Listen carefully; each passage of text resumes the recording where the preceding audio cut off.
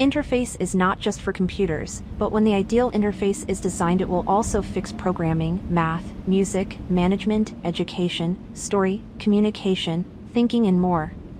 It will allow ideas to be translated, shared, intuitively understood, controlled, and improved. What if an interface instantly taught you all you need to know in order to use it just by looking at it? There would be nothing with such an interface that was too hard for you. You could do all the things you expect the experts to solve. You could solve your own problems. In effect, this is a life's guide. It turns out what makes a good person also makes a good interface. Concise. Some say the best UI is no UI, but actually interface is the bridge between the user and their purposes, and it's the obstructions that need to be removed from the bridge. Don't throw the baby out with the bathwater. Redundant features and bloated purposes have made easy power tools too complex for anyone to use.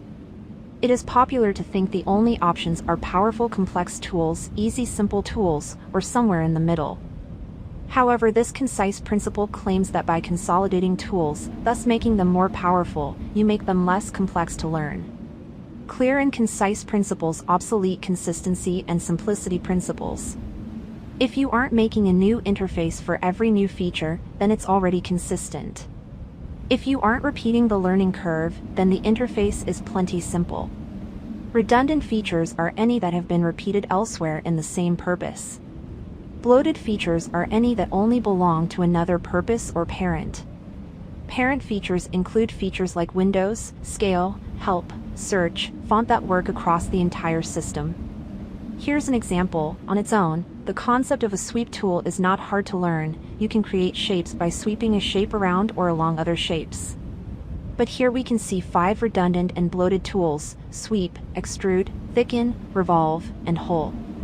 To master this interface, you would have to learn over 50 features. By consolidating these into a concise sweep tool, we can produce a fully powered interface that suggests you only need to learn about 7 features. Elegant. Why is a bubble's shape a sphere? It's an equilibrium between all the systems at play: surface tension and air pressure. Elegance isn't minimalism. These bubbles are fully elegant even though they are more complex. Elegance balances 2 types of forces. Purpose. An elegant interface never changes the goals of the user, but it does look to identify the real, more fundamental goals. Provision. Solutions are frequently changing with new techniques and technology. An elegant interface must be rebalanced just as frequently. Elegant design isn't forced, but clicks with harmony. Research, converge and diverge, mix, trim, question, and start over again and again until you stare and are unable to retouch its perfection. Why did nobody discover this before? It almost designs itself because all the forces pull details until you find the lowest energy state.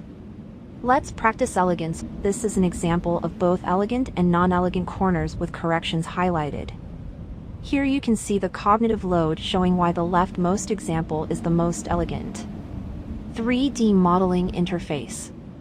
Purposes: to let the user model whatever they want out of virtual clay to minimize loading times for anyone viewing the model. Let's see what it takes to max out the first purpose. Here we've gone wild and sculpted this head for days to get him just like we wanted. Now let's see how fast he loads for the second purpose.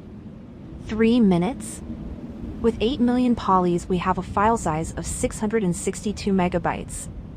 Okay, don't panic, let's look at our options. Provisions: we are opening this on a PlayStation 3, so obviously let's upgrade to a PlayStation 4. We can also max out the internet speed to a gigabit connection. Now it takes 20 seconds to load. We can reduce the file size by, instead of storing the polygons, we store a page of strokes. Then when it's time to open, the interface just runs down the page and redraws every stroke. Now it takes 3 seconds. But at some point, maybe a couple more weeks of refining this model, the page size will be larger than the polygon file and the loading time will take just as long. The elegant option at first glance seems to put a limit on both destinies and find a balance between them. We will design a thermometer system that limits how many strokes you can make to a model. This keeps the loading time under 2 seconds. Here's the problem: with the limited strokes, my model looks like this. We've committed a principal sin: we changed the user's purpose. Am I missing something? Let's recheck if there are any other provisions that would allow unlimited model detail with minimal loading time. Provisions: we can farm multiple GPUs together to pool their resources. This divides the loading time as much as we want after it is downloaded onto the farm, but it still needs to download over a limited connection speed. What if we didn't need to send models? In our second destiny, the user doesn't need a copy of the model, they only need to view the model. So we can just send a view. We can have a GPU farm that shares as many resources that are needed to load and render the model, and then stream the rendered images to the person for a maximum file size of only 35 megabits per second. Plus, the viewer can control the model remotely too. Now, not only can we sculpt a single character with unlimited detail, but his entire world. This example solution is actually a real limitless space design we ended up using. Empathetic. An interface that isn't readable or reachable is useless. Typically, design caters to the majority of users and then tacks on settings for the most impaired. The result is an ugly, useless interface for all but a minority that lands in the sweet spot. But what if we could know every user's ability and how they experience the interface?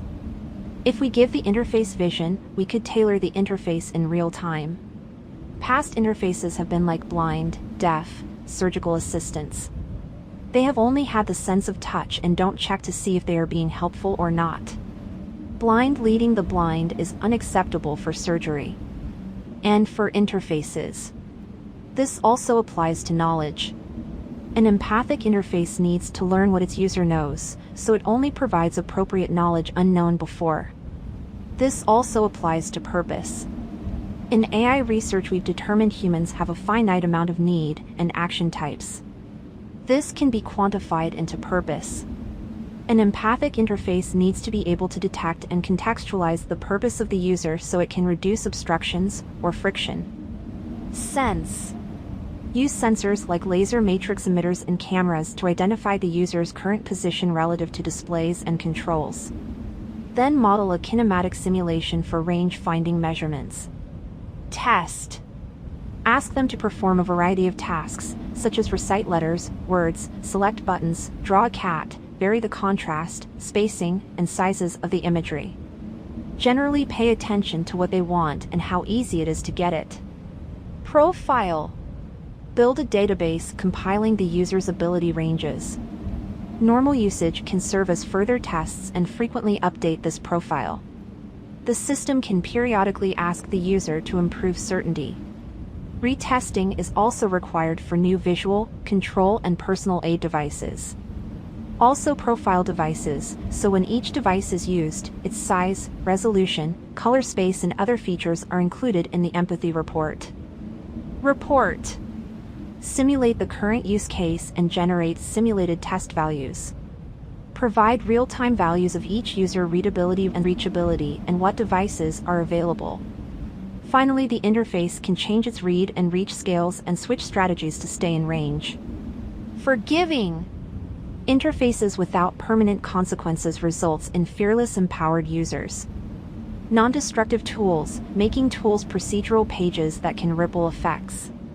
Non-destructive formats, so if you made a film, the layers would be preserved rather than flattened permanently. Sure, you can compress a file into a smaller, faster video, but at any time you could decompress a file too into its elements for adjustment.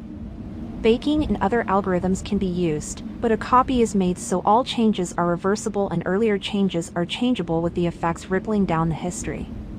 Never save again. Every action you do is safe, so no need to save yourself. All you might want saved to do is copy a version to a list for easy access. History includes tools, selections, states, and undos themselves. History can serve as a parametric feature list too. Everything the user does should be remembered forever. This history acts as copies of the content in the different states and can be copied and tagged for later use or hotkeyed for reproducing functions or content. This isn't simply a scrubbable timeline, but a list of actions that you can change in the past, repeat, or save like a clipboard, since your selections themselves can be used as reference for later use. You can also use history to iterate, like with selection. You can make a general selection and then go back to precisely refine it long after.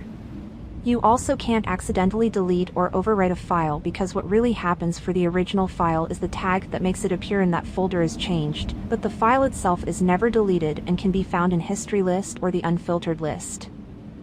The interface will try rather than refuse due to imperfect inputs. For example, if you select many objects and only some of them are texts and then you adjust the font, it will adjust what it can, which includes all the texts, and ignore the irrelevant shape selections.